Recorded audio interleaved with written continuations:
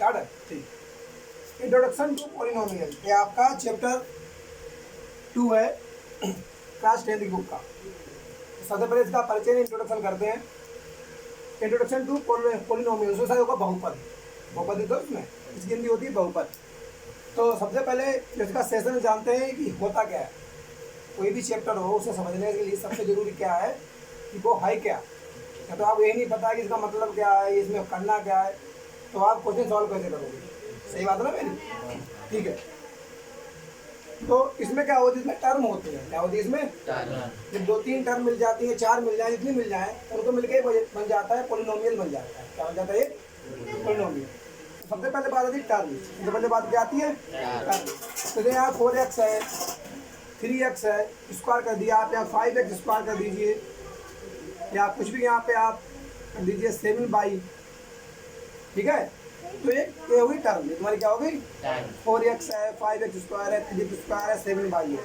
ये आप क्या हो गई? ये आप होगी टर्म। क्या होगी आपकी? टर्म। अब 4x में इस टर्म में 2 पार्ट होते हैं। कितने पार्ट होते हैं?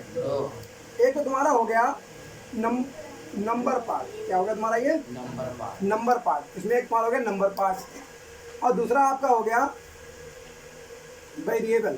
क्या हो गया? ये वेरिएबल। अब नंबर पार्ट क्या होता है, वेरिएबल क्या होता है? नंबर पार्ट को बोलते हैं कोफिशिएंट। क्या बोलते हैं हम? कोफिशिएंट। ठीक है। हिंदी में बोलते हैं गुणांक। क्या बोलते हैं हम? गुणांक। तो यहाँ पर जो 4 है ये तुम्हारा नंबर पार्ट है, और एक तुम्हारा क्या ये वेरिएबल है। वेरिएबल A to Z आप कोई भी ले लीजिए, चाहे आप A ले लो, B ले लो, C ले लो, D ले लो, यानी कि आप X की लेना है। वेरिएबल कुछ भी हो सकता है। पहले पड़ेगी बात।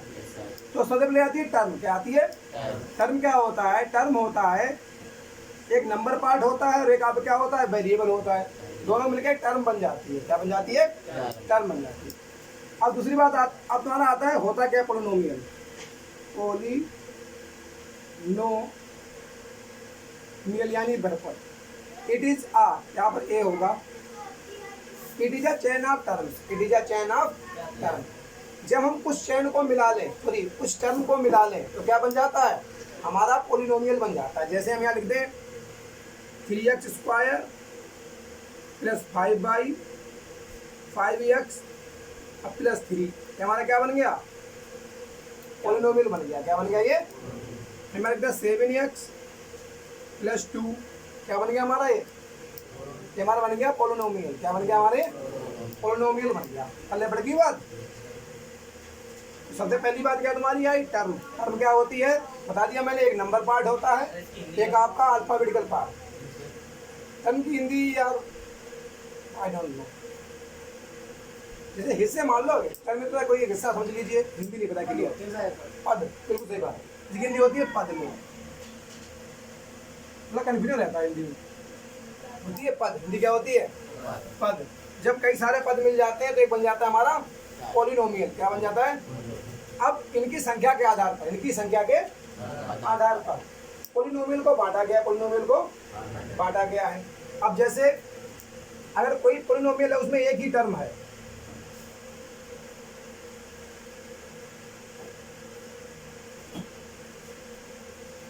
अगर कोई पॉलिनोमियल है और उसमें एक ही टर्म है, कितनी टर्म है उसमें?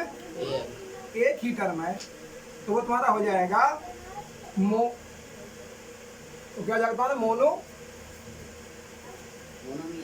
मोनोमियल। क्या जाएगा तुम्हारा? ये मोनोमियल। तो ये 2x है तो क्या जाएगा तुम्हारा? ये मोनोमियल। अगर कोई एक आपका पॉलिनोमियल है और उसमें टर्म है 2, कितनी टर्म है? गिनना तो आता ही होगा, 1 2। तो मोनो का अर्थ होता है 1, फिर होगा तुम्हारा बाइनोमियल। क्या हो जाएगा तुम्हारा? बाइनोमियल। तो बाइनोमियल क्या होता है? BI binomial. अगर किसी भी कोई तुम्हारा एक पॉलिनोमियल उसमें 3 टर्म है, कितने टर्म है? 3 टर्म है। जैसे 3x square plus x plus 5 1 2 3, इसमें कितने टर्म है? ये तुम्हारा हो गया ट्राइनोमियल। ट्राइनोमियल। पल्ले पड़ की बात। हिंदी में एक पदी है, द्विपदी है और त्रिपदी है। अब आप सोचो अगर 3 से भी ज्यादा हो तो 3 से ज्यादा भी जाते हैं, तो मोर देन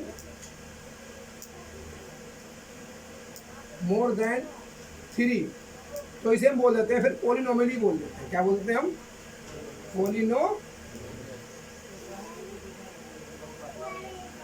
बहुपद। पहले बढ़ की बात क्लियर हो गया। अब बात आती है डिग्री की। किसकी बात आती है? डिग्री की। हिंदी में बोलते हैं घातांक। क्या बोलते हैं हम?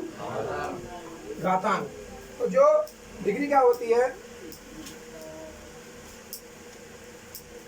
Highest power of the variable. Highest power of the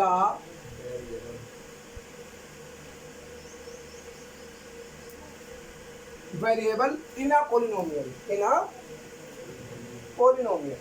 in a polynomial.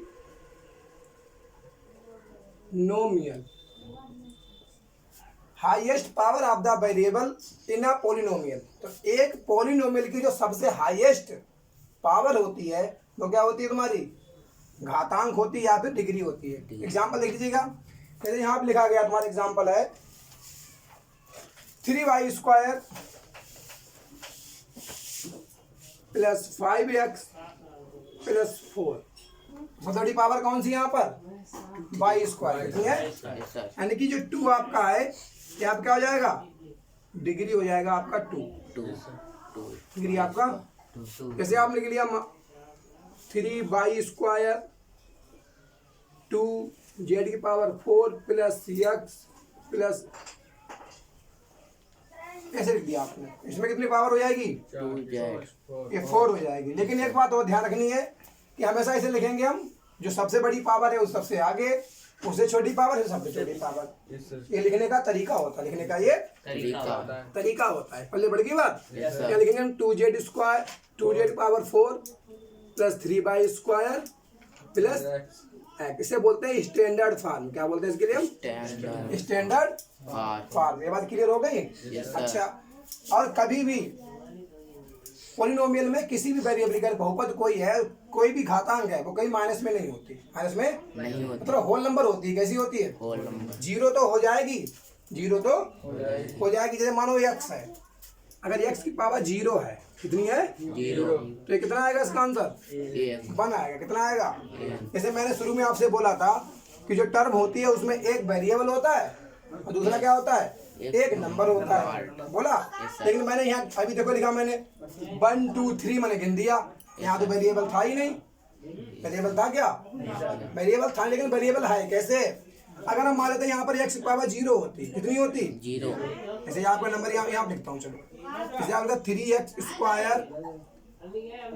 x + 5 है। मैंने गिना 1 2 3 टर्म हो गए। मैंने बोल दिया ट्राइनोमियल है। ट्राइनोमियल। और मैंने सबसे पहले शुरू में बोला था कि जो टर्म होती है उसमें दो, एक तो नंबर पार्ट होता है, ये क्या होता है? वेरिएबल होता है। यहाँ पर तो केवल नंबर पार्ट है। फिर ये कैसे हो गया? अगर कोई आपसे पूछे तो होता क्या है? जैसे मानो 5 नंबर पार्ट क्या होता है? नंबर पार्ट मल्टीप्लाई होता है किसके? वेरिएबल के। 4 × x क्या हो जाएगा? 4x। 5 × x² क्या हो जाएगा? 5x²। सिमिलरली यहाँ पर भी अगर यहाँ कर दे 5 × x⁻0 तो कितना आएगा? 5 × 1 = 5। पहले बढ़ गई बात। तो अगर कोई नंबर है, यानी कोई यार अंक है, वो भी क्या होगा? एक वेरिएबल गिना, सॉरी एक टर्म गिना जाएगा। पहले बढ़ गई बात। अगर ऐसा कभी हो जाए, कभी कोई आपसे पूछे कि पॉलिनोमियल कुछ भी वो लिख दे, आज वो लिख दे 3t⁴ t²t ऐसे उसे लिख दिया, तो ये आपका पॉलिनोमियल है? नहीं है, ये पॉलिनोमियल है। अगर इसी में कहीं वो लिख दे √3t + t और कुछ भी लिख दे आगे वो, तो ये √3t आ गया। मतलब क्या होता है?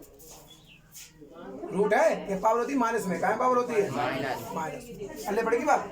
या माइनस में या अपान में होती है, बटे में हो जाएगी, बटे में हो जाएगी। और होल नंबर क्या होते हैं? पूर्ण संख्याएं जो 0 शुरू होती हैं और इनफाइनाइट तक खत्म होती हैं, जाती हैं, खत्म होती है, तो खत्म जाती रहती हैं। तो 1/2 1/3 या माइनस जो भी पावर है वो क्या होगी? तो होल नंबर नहीं है, होल नंबर नहीं है। तो ये नियम होता है डिग्री के अकॉर्डिंग, ये नियम होता है क्या कि कोई भी अगर पोलिनोमियल है तो उसकी पावर कायम है माइनस में, किसमें, माइनस में या अपान में, तो वो पोलिनोमियल नहीं होगा, पोलिनोमियल नहीं होगा।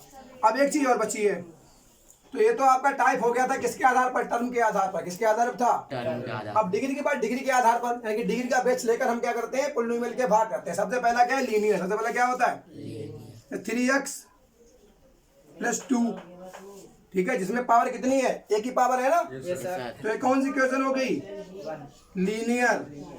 कौन सी हो गई, लीनियर। अब यहाँ होता 3x²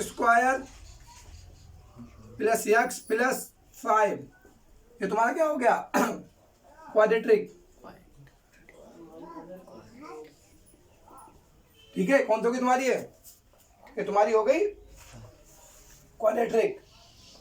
अब इसके बाद आता है लास्ट में, अगर किसी की पावर कितनी 3 हो, कितनी हो, 3 बाई,